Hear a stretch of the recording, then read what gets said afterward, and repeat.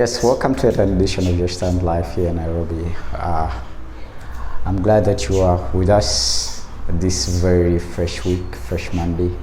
A lot transpired in last week, and we saw a lot of upheavals around global news, and we had another election in East Africa that was in Uganda, marred by chaos, where we saw a lot of opposition and activists were abducted.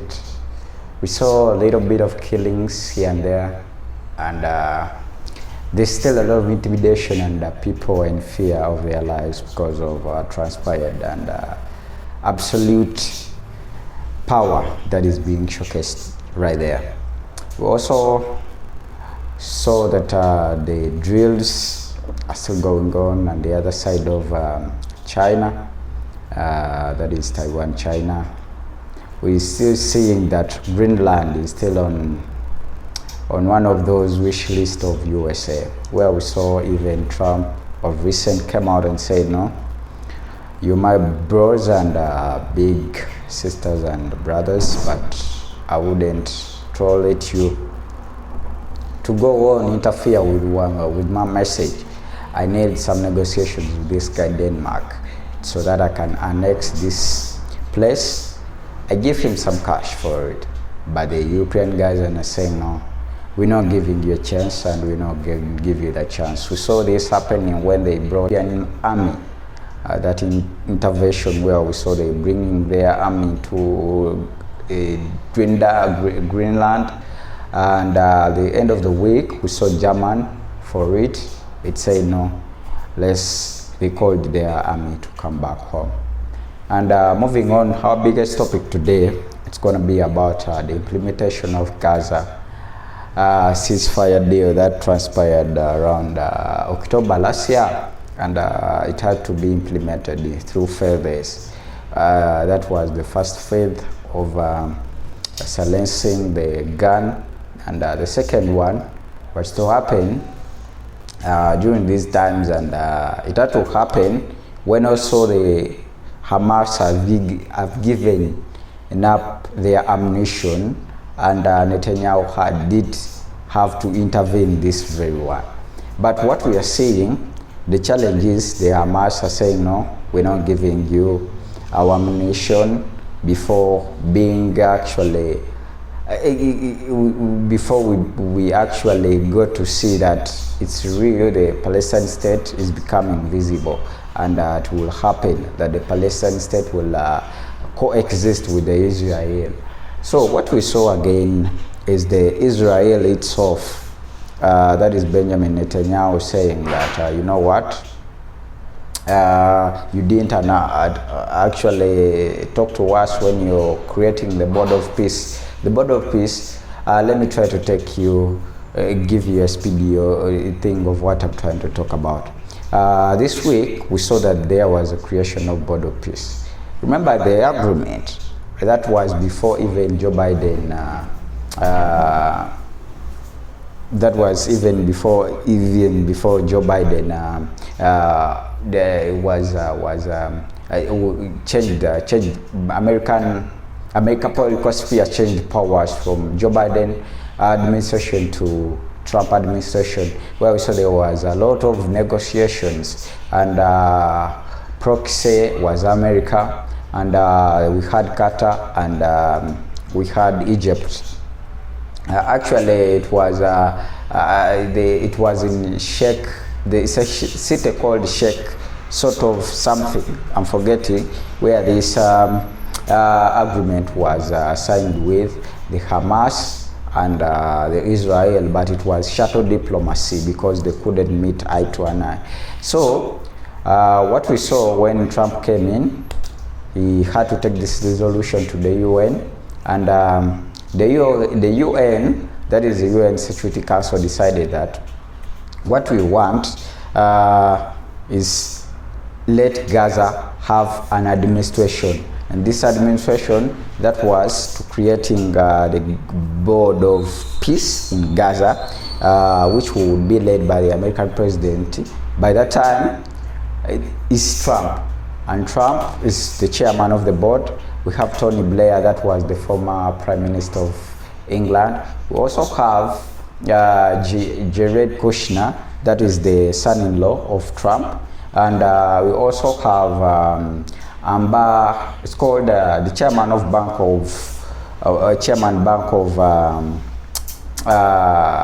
International Bank. It's called, I'm forgetting the name, it's called Amber, sort of that. We have Mark, that is also an advisor in the office of United States. We also have Steve Witkoff. We also have, it's called Mark Rubio. And there are others, some may come like around 2 others. So moving on, we also have another unit, administrative unit, that was to be in place on the ground. That is, it had to have Palestinian descent also. This is it's called Gaza National Gaza Committee. And we were surprised that Trump came out and said, no, you know what? We have to put another blocker between these two.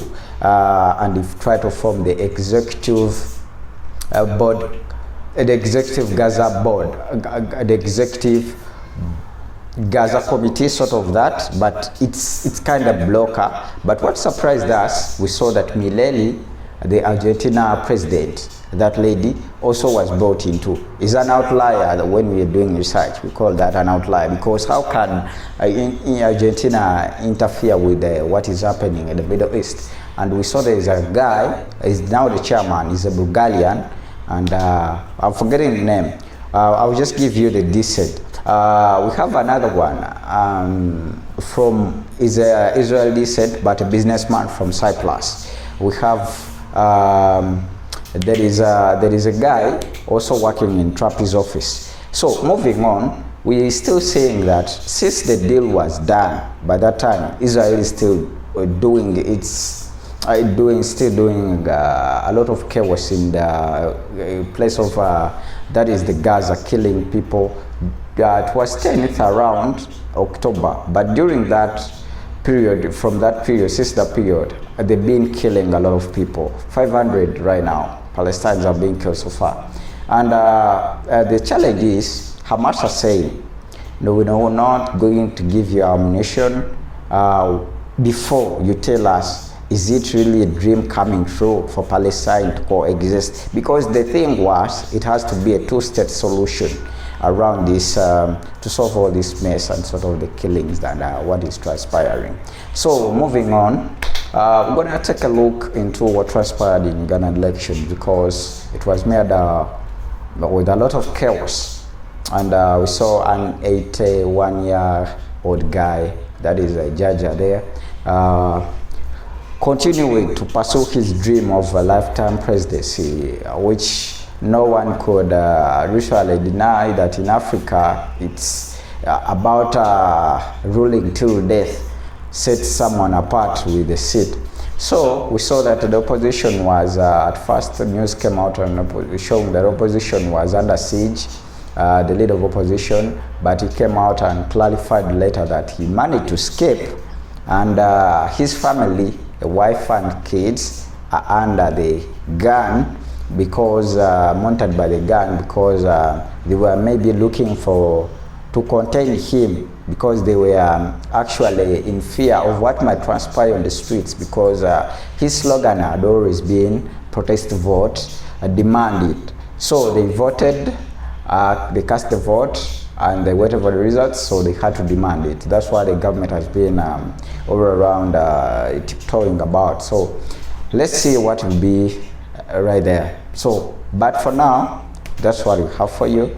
I'll keep in touch with you, and I'm going to give you a deep analysis of what transpired, the way forward of the politics of Uganda, and is it in favor of the people, and is it not a breaking point where we're seeing that a lot of people are going to distance themselves from politics, because this was kind of a last lap of hope for the people to enjoy and actually come into